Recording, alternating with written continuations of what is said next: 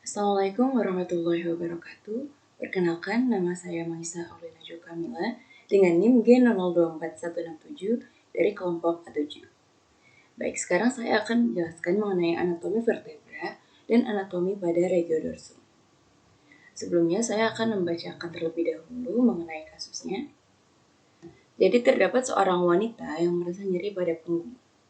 Kemudian di sini saya akan menjelaskan pada poin A, yaitu jelaskan struktur anatomi vertebra, yaitu pada vertebra cervical, vertebra thoracal, vertebra lumbal, vertebra sacrum, dan juga vertebra coccygeal.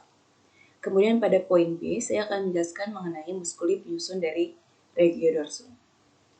Oke, yang pertama adalah mengenai struktur anatomi vertebra. Jadi vertebra adalah tulang belakang atau tulang punggung yang memiliki fungsi sebagai struktur tubuh, sebagai postur tubuh, sebagai proteksi, dan juga sebagai fleksibilitas. Nah, kolumna vertebra ini tersusun atas 33 vertebra. Jadi ada 7 vertebra cervical, ada 12 vertebra thoracal, ada 5 vertebra lumbal, dan juga 5 vertebra sacral. Nah, ini 7 vertebra cervical, 12 vertebra thoracal, 5 vertebra lumbal, dan juga 5 vertebra sacral ini akan menjadi satu yang disebut dengan os sacrum. Kemudian terdapat 4 vertebra coccygeus yang dilebur menjadi satu menjadi os coccygeus pada coccyx. Yang selanjutnya adalah saya akan menjelaskan mengenai struktur anatomi dari vertebra cervical. Nah, vertebra cervical ini terbagi menjadi beberapa komponen utama, yaitu pada badan vertebra atau pada korpus vertebra. Kemudian ada arcus vertebra, lalu ada processus. Di sini adalah corpus vertebra, kemudian terdapat arcus vertebra, dan ada processus seperti processus spinosus, kemudian terdapat processus transversus, dan juga processus articularis. Ada processus articularis superior dan juga articularis posterior. Di gambar sebelah kanan atas ini adalah vertebra cervical C1 yang atlas jika dilihat dari kranial. Nah, di sini vertebra ini tidak memiliki korpus. Jadi selama pembentukannya, korpus vertebranya akan menyatu dengan aksis dan membentuk denaksis. Nah, di sini terdapat lengkung vertebra anterior atau arcus posterior atlantis. Di sini arcus posterior atlantis. Kemudian pada atlas ini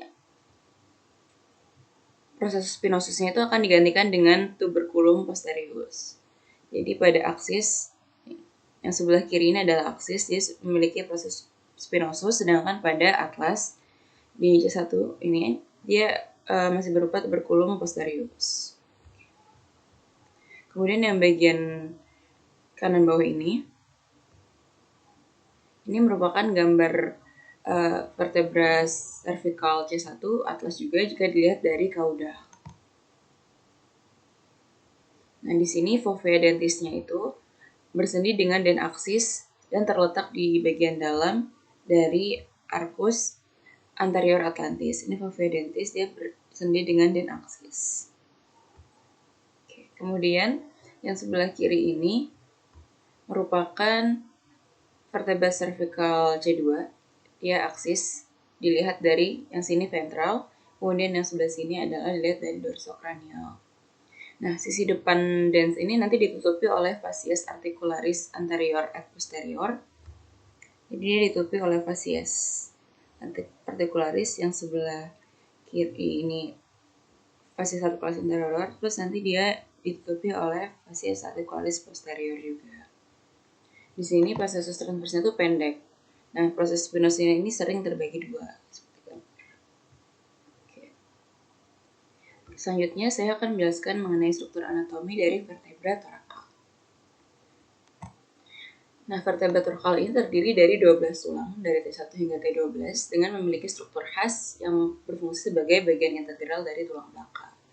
Nah, seperti pada anatomi vertebra cervical sebelumnya, untuk torakal ini juga memiliki bagian-bagian yang sama. Dia memiliki corpus vertebra, dia memiliki arcus vertebra, dia memiliki processus, spinosus, transversus, dan juga articularis juga. Bedanya di sini, badan vertebra itu lebih besar dan lebih kuat dibandingkan dengan vertebra cervical. Ini corpus, processus transversus, arcus.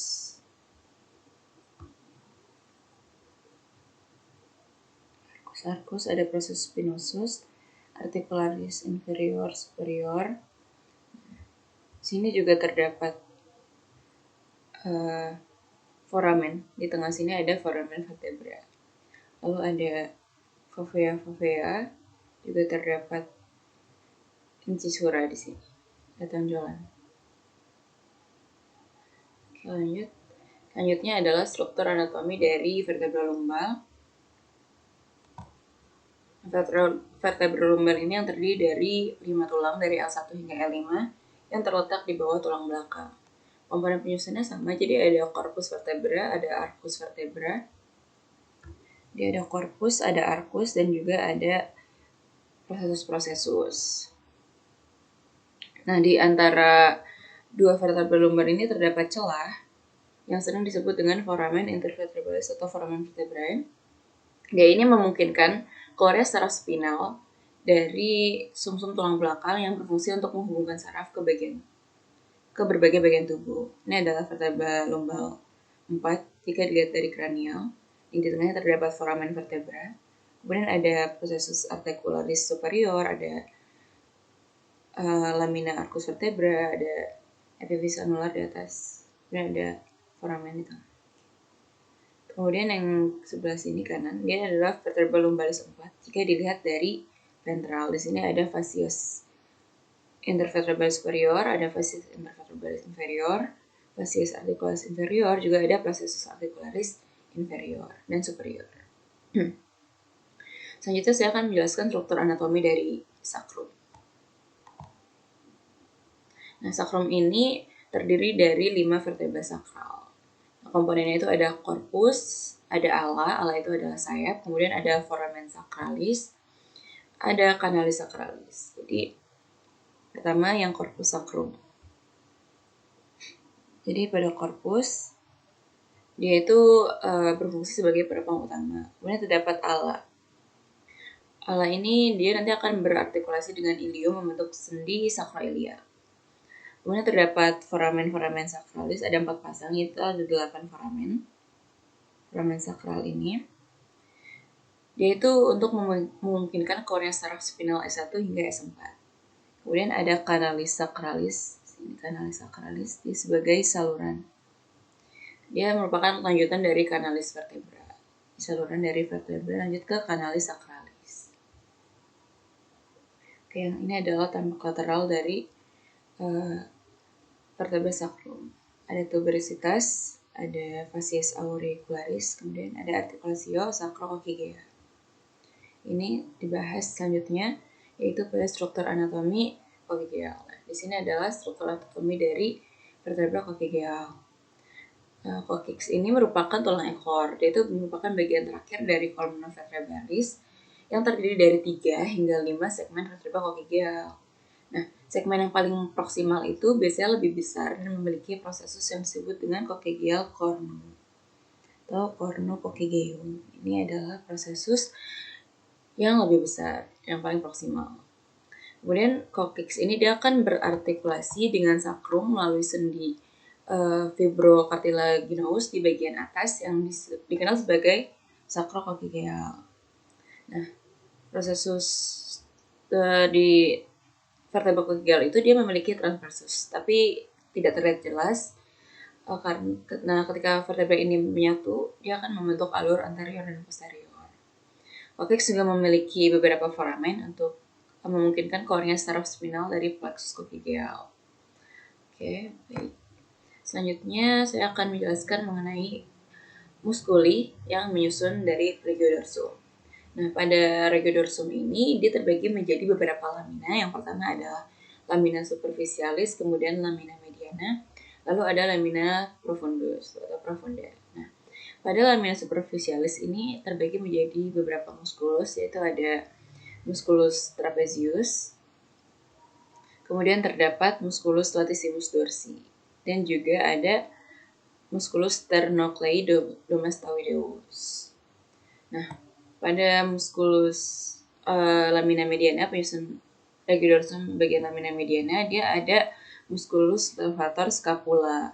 Kemudian ada juga musculus rhomboideus mayor, ada juga musculus rhomboideus minor, dan musculus serratus posterior. Pada lamina profundus atau profunda, dia ada musculus erector spina, ada musculus splenius, dia tuh terbagi menjadi musculus splenius capitis dan juga musculus splenius cervix. Ini musculus splenius capitis dan juga cervix. Kemudian terdapat musculus interspinalis, ada musculus intertransversari, dan juga ada musculus transversus spinalis. Itu adalah muskulus-muskulus yang menyusun dari lamina profundus. Oke, itu saja yang bisa saya jelaskan. Sekian dari saya. Wassalamualaikum warahmatullahi wabarakatuh.